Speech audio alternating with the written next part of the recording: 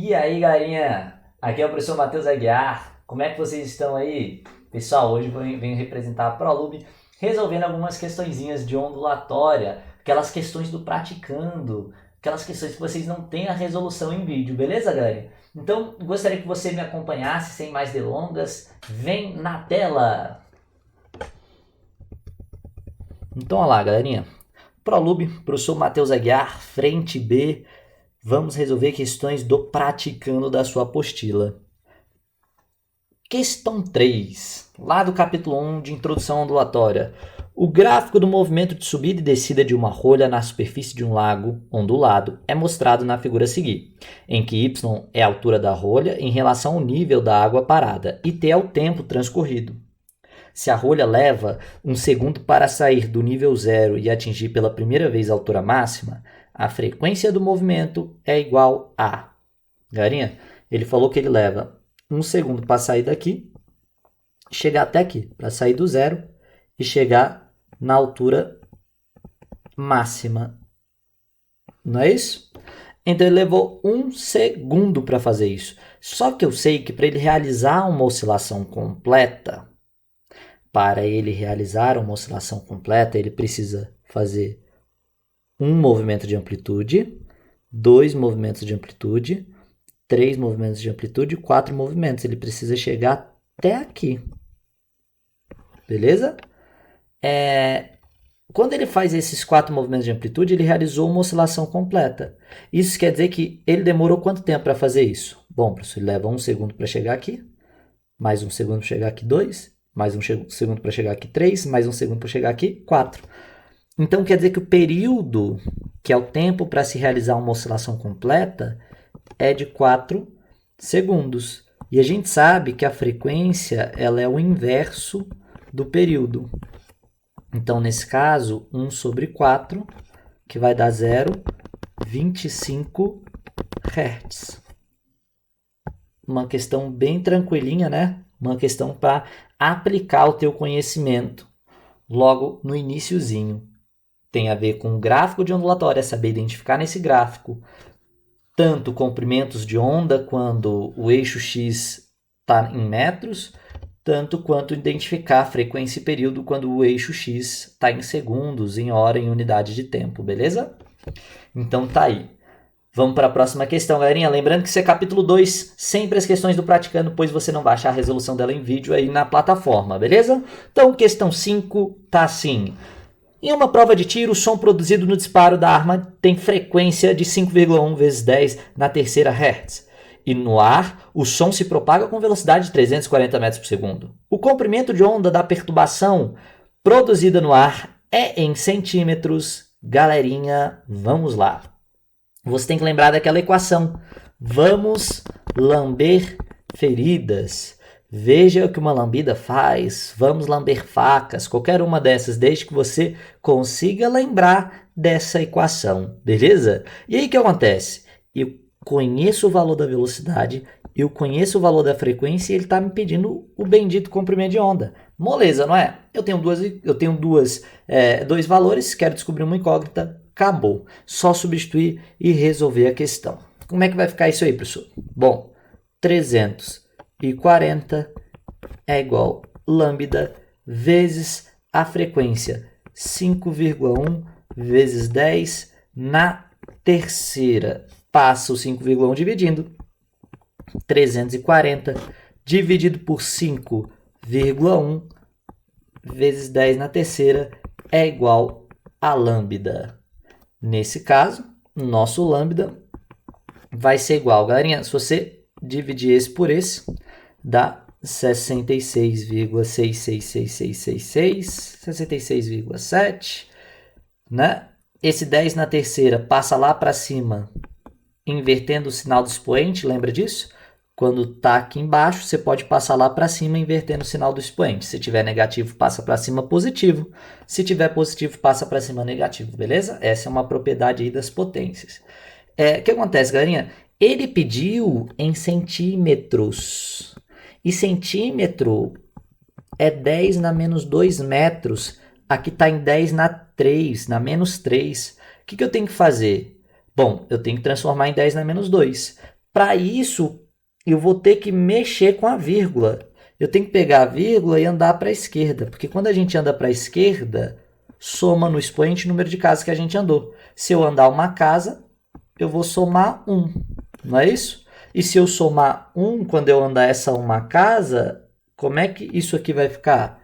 Bom, se eu andar a casa, fica 6,67 vezes 10 na menos 2 metros, beleza? Esse 10 na menos 2, eu te disse que 10 na menos 2 metros é a mesma coisa que centímetros, então nosso lambda, por fim, nosso lambda é igual 67, posso chamar de 7, pode arredondar para cima, não é isso? Centímetros, beleza? Então, tá aí, letra D. Se você lembrar da tabelinha de submúltiplo, né, eu costumo sempre passar para os meus alunos uma tabelinha de submúltiplo, isso aqui fica bem facinho de lembrar, não é? Vou até passar aqui para vocês, ó, nano, micro, né? Tem o pico também, vou colocar. Tem o fento, micro, pico, nano, micro, é outro que usa muito, mili, centi, e aí para as outras a gente pode ter o deca, quilo, mega, giga, tera, o pico 10 na menos 12. Eita. 10 na menos 9. 10 na menos 6. 10 na menos 3. 10 na menos 2. 10 na terceira. 10 na sexta. 10 na nona. Não é 109 não, tá? 10 na nona. E 10 na 12. Deixa eu apagar aqui. Às vezes essa caneta dá uma bugada. Beleza? Como assim, professor? Bom, a gente usa isso aqui, sempre essa potência de 10, a gente usa ela com uma unidade de medida. Elas vão nos ajudar a representar valores grandes demais ou pequenos demais. Beleza? Por exemplo, no lugar de falar no lugar de falar 100 vezes 10 na menos 3 gramas, eu falo 100 miligramas, porque 10 na menos 3 é o mili. Então, 100 miligramas. No lugar de falar 300 vezes 10 na menos 2, 300 vezes 10 na menos 2 metros, eu falo 300 centímetros, porque 10 na menos 2 indica centímetro. No lugar de falar 1 milhão de quilômetros ou 1 milhão de metros, eu posso falar 100, né? Eu posso falar, no lugar de falar 1 milhão de metros, eu posso falar 1000 quilômetros, porque esses 3 zeros é 10 na terceira, é 1000, não é isso? No lugar de falar 1000 gramas, no lugar de falar 1000 gramas, eu falo 1 quilograma, porque esses 3 zeros, né, é 10 na terceira, é o 1000, beleza? Então, eu sempre uso essas potências de 10, que é o quilo, o giga, o mega, o tera, o centi, o milho, o micro, o nano e o pico, para representar valores, né, em potência de 10, beleza? Bom, vamos lá. Próxima questão. Um grande aquário com paredes laterais de vidro permite visualizar na superfície da água uma onda que se propaga. A figura representa o perfil de tal onda no instante t0. Durante sua passagem na boia, e ele nos dá esse gráfico e ele pede. Com essas informações, é possível concluir que a onda se propaga com uma velocidade de aproximadamente, ele quer velocidade. Só tem essa equação, não é isso? Para descobrir a velocidade. Por enquanto, então, nós temos que utilizá-la e para isso vamos ter que saber tanto quanto que vale o lambda, quanto que vale a frequência, porque são essas grandezas que vão nos dar a velocidade. Professor, como é que eu consigo descobrir o comprimento de onda? Comprimento é onde tiver metros. E como é que eu descubro frequência, professor? A gente descobre o período e depois descobre a frequência, igual naquela primeira questão, né? Então, vamos lá. Olha aqui. Ele saiu daqui, não é isso? Para realizar uma oscilação completa e descrever um comprimento de onda, ele precisa fazer 4 amplitudes. Daqui para cá ele realiza uma amplitude. Uma amplitude. Daqui para cá, duas amplitudes. Aqui é o zero, né? É o zero. Opa, peraí. Deixa eu ver se eu consigo desenhar. É que o negócio tá meio de lado aí, tá, galerinha? Ele tá em perspectiva o meu desenho aqui. Não. Então, aqui é o zero. Ele chega até aqui na amplitude máxima. Andou uma amplitude. Andou duas amplitudes. Andou três amplitudes. Andou quatro amplitudes. Então, essa distância toda aí, quando descreve quatro amplitudes, quer dizer que ele realizou uma oscilação completa. Ele andou um comprimento de onda, né? E aí, para eu descobrir esse comprimento de onda, só contar aqui, ó. Daqui para cá 5 metros, 10 metros, 15 metros, 20 metros. Então, comprimento de onda, 5 mais 5 mais 5 mais 5, 20 metros, não é isso? A frequência. Bom, a frequência é o inverso do período. Só descobrir o período que está tudo certo. O período é aquele valor que a gente descobre em segundos, né? Então, vamos lá descobrir o período para jogar aqui dentro e descobrir a frequência. Tem que ter a mesma coisa, ó. 4 amplitudes. Uma amplitude, duas amplitudes, 3 amplitudes, 4 amplitudes. Lembra que a amplitude é essa altura aqui. Daqui para cá ele anda essa altura. Daqui para cá ele anda essa altura de novo. E aí aqui também tem essa amplitude, né? Então daqui para cá ele anda uma amplitude. Daqui para cá ele anda mais uma amplitude. Beleza? Em questão, né, de altura aí. Quando ele andar as 4 amplitudes, quer dizer que ele realizou uma oscilação completa. O tempo para realizar uma oscilação completa a gente chama de período. E ele leva aí 10 segundos, não é isso? 10 segundos. Então fica 1 sobre 10. Beleza, galerinha? 0,1. Não, deixa 1 sobre 10. Deixa assim. Você vai ver que vai nos ajudar a calcular. Joga aqui dentro da equação.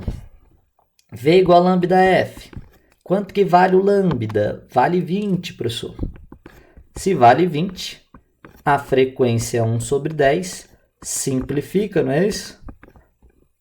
2 metros por segundo. Beleza? Letra A aí, não é isso? Letra A.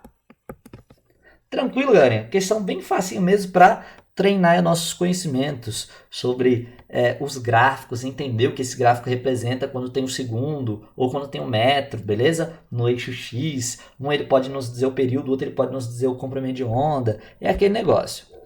E aí, no capítulo 2, a parte de fenômenos ondulatórios, vai perguntar um pouquinho aí sobre absorção, dispersão, polar, aquele negócio, né? Tem vários fenômenos ondulatórios, ressonância e tudo mais. Bom, vamos ver o que ele pergunta. A figura representa esquematicamente as frentes de onda de uma onda reta na superfície da água, propagando-se da região 1 para a região 2. Essas regiões são idênticas e separadas por uma barreira com abertura, uma fenda, não é isso?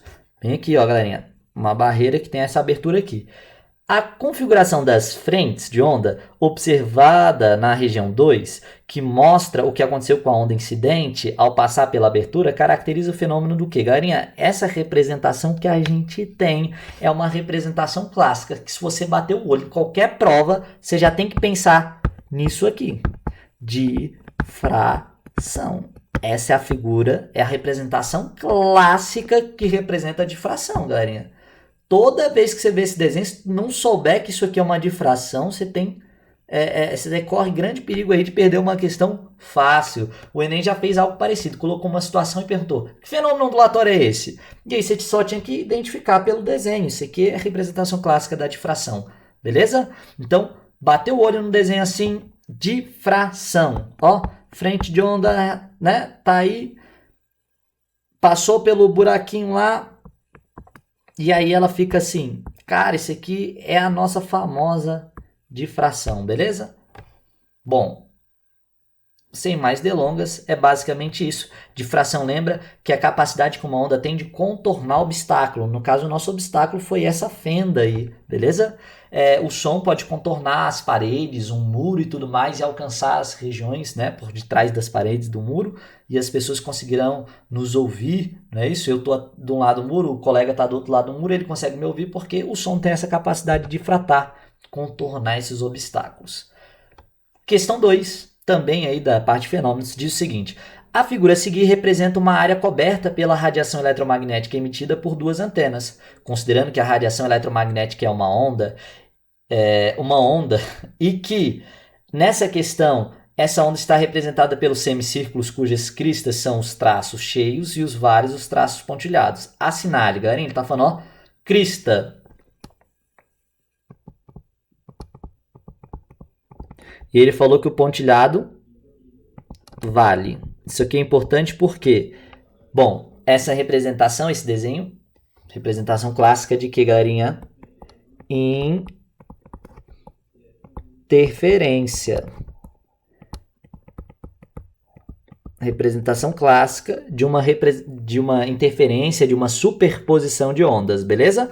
E a gente sabe que crista com crista dá uma interferência aí construtiva, uma superposição construtiva. Crista com vale dá destrutiva. Vale com vale dá construtiva também, beleza? Se forem de mesma fase, crista com crista, vale com vale, construtiva. Fases opostas, destrutiva, né? Então, lembra aí disso? Mesma fase, a fase quer dizer crista ou vale. Construtiva. Construtiva. E se elas tiverem fases opostas,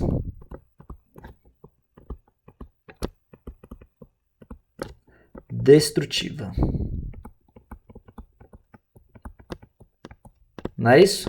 Uma questãozinha aí de interferência. E com relação a isso, vamos responder, galerinha.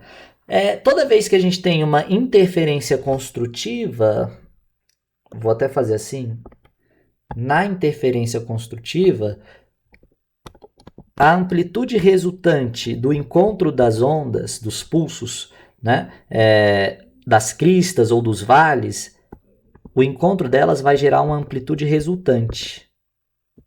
E a amplitude resultante é a soma da amplitude de um pulso com o outro, não é isso? De uma crista com a outra. Soma as duas cristas e aí você acha a crista resultante, a amplitude resultante. Soma os dois vales, você descobre a amplitude resultante dos vales, beleza? E se forem de fase oposta, pessoa, destrutivo, aí a amplitude resultante é a subtração, é o módulo, né, da diferença dessas amplitudes, beleza? Então, basicamente, se for construtiva, soma, se for destrutiva, subtrai, e a gente vai responder em relação a isso. No ponto 1, o que a gente tem, galerinha? Construtiva, não é? Vou até mudar as cores aqui. Construtivo vou deixar de azul, beleza? No ponto 1, nós temos uma interferência construtiva. Ponto 1, interferência construtiva. Na interferência construtiva, a amplitude resultante vai ser mínima? Não, vai ter soma, então não vai ser mínima, né? Não tem nada a ver de mínima. No ponto 2, a amplitude resultante vai ser máxima, galerinha. A amplitude 2, no ponto 2, a gente tem o quê? Uma interferência construtiva. Uma interferência construtiva também. Por que é construtiva? Porque aqui é vale com vale. E vale com vale é a mesma fase, então é construtiva. Vai ser máxima? Vai ser máxima. É isso aí. Mas vamos continuar analisando. Vou até marcar aqui, ó, letra D. Vai ser máxima porque vai ser a soma, né, das amplitudes. Mas vamos continuar analisando. No ponto 3, galerinha, no ponto 3 eu tenho que tipo de interação? No ponto 3 eu tenho uma subtração, porque essa aqui vai ser uma destrutiva. No ponto 4 no ponto 4 não tem interferência, porque não tem encontro de duas ondas, né? Só tem uma crista e não tem mais nada aqui, ó. Então, aqui nem interferência tem. Aqui não tem nada, beleza? De interferência. Então, no ponto 4 não tem nada a ver de resultante, amplitude resultante, porque não tem amplitude resultante, né? Ele fala que a amplitude resultante é metade do que no ponto 1. Bom, a gente não pode afirmar isso, né? E no ponto 3 é subtração. No outro, na verdade, não é metade, principalmente se elas tiverem a mesma amplitude, não é isso? No ponto 2, a resultante é o dobro da que está no ponto 3. Bom, se uma não é metade, a outra não é o dobro, não é isso? Então, basicamente isso, letra B. Próxima questão, questãozinha de acústica. Já no capítulo 3, hein? Se liga, capítulo 3, a gente estava no capítulo 2, partinha de fenômenos. Agora a gente está em acústica. O aparelho auditivo humano distingue no som 3 qualidades que são altura, intensidade e timbre. Altura é a qualidade que permite essa estrutura diferenciar sons graves de sons agudos, dependendo apenas da frequência do som. Assim sendo, podemos afirmar que, galerinha, vamos lá, a gente tem 3 qualidades fisiológicas, mas aqui ele está falando aqui é a altura. Ele falou que a altura é a capacidade de distinguir som de graves e agudos, não é isso? E aí ele fala, olha, o som será mais grave quanto menor for sua frequência. Certo. O som será mais grave, quanto menor a frequência. É exatamente isso. O som mais grave tem frequência baixa. Grave tem baixa frequência. Aí você lembra do instrumento baixo. O instrumento baixo tem um som como? Um som grave, não é isso? E o que é agudo? Opa. E o que é agudo? Bom, o que é agudo tem alta frequência. O som agudo, alta frequência, beleza?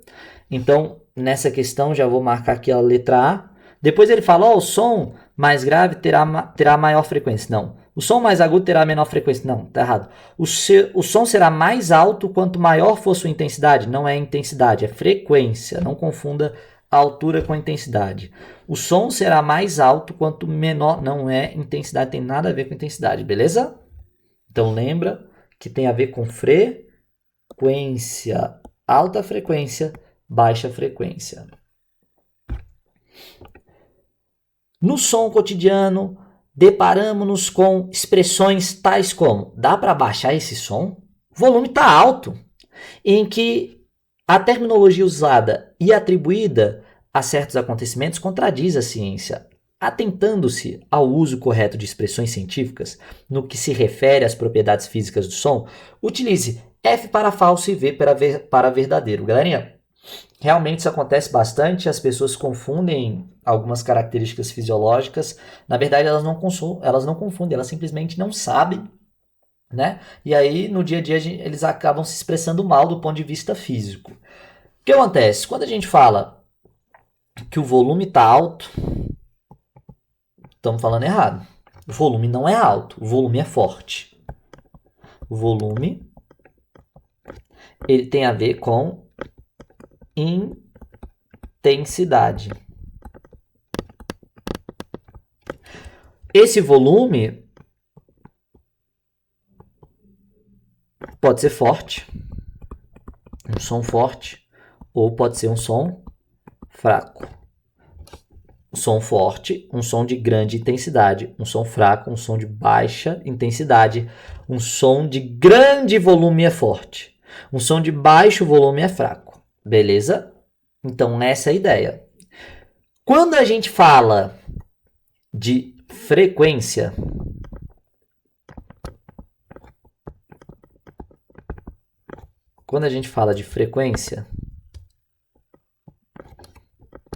estamos falando, galerinha, de altura. A altura na física tem a ver com frequência. E essa altura, bom,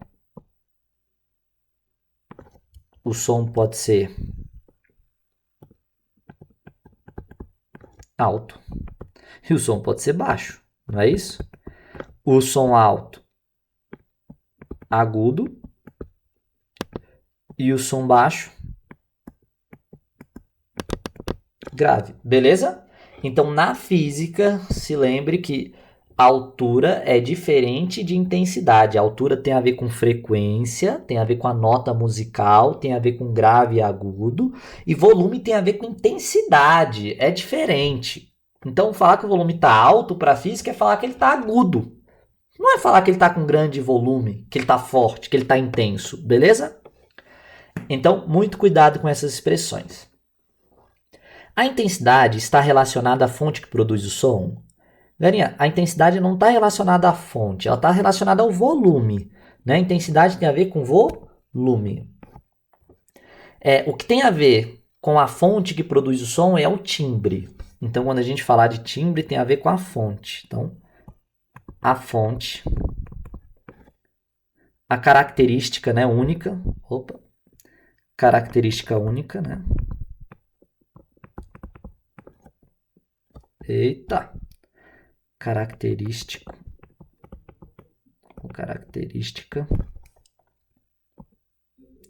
é o timbre. E como cada fonte tem sua própria característica, então cada fonte emite seu próprio timbre. Por isso que você consegue identificar a voz de cada colega, porque cada colega é uma fonte diferente, por isso emite um timbre diferente. Então é característico da fonte. Tá? Então esse aqui ele quer dizer do timbre. Um som com 500 Hz de frequência é mais grave do que outro com 700. Exato. A gente disse que quanto mais baixa a frequência, mais grave. É isso mesmo. O timbre é a propriedade que caracteriza um som. Um som ser produzido por vários objetos sonoros dos mais diversos materiais e formas. E isso gera sons diferentes. É isso aí. O timbre tem a ver com a fonte. Cada fonte sonora, cada objeto produz seu som. Portanto, cada objeto tem o seu próprio timbre. Um determinado som pode ser mais alto, agudo, ou mais baixo, grave. A propriedade física responsável por essa diferenciação é a altura. Perfeito. A altura é a força, o volume, a amplitude, nada a ver. A altura é a frequência, né? Força, volume tem a ver com intensidade. Então ficou FVVVF. Letra C nesse caso, não é isso? Bom, galerinha, então é isso. Uma aulinha aí para vocês, uma resolução de ondulatória. Espero ter ajudado vocês. E a gente continua aí essa jornada resolvendo mais questões do Praticando. Então, deixa eu colocar aqui na câmera. Eu me despeço aqui de vocês. Um grande abraço, bom estudo para vocês. Espero que vocês continuem praticando, continuem estudando. Não deixe de estudar nessa quarentena. É um momento melhor, é o momento ideal para você, já que você não tem o que fazer a não ser ficar em casa, estudando, assistindo Netflix, fazendo o que você quiser, mas use seu tempo para estudar, beleza, galera? Então é isso. Até mais. Um grande abraço.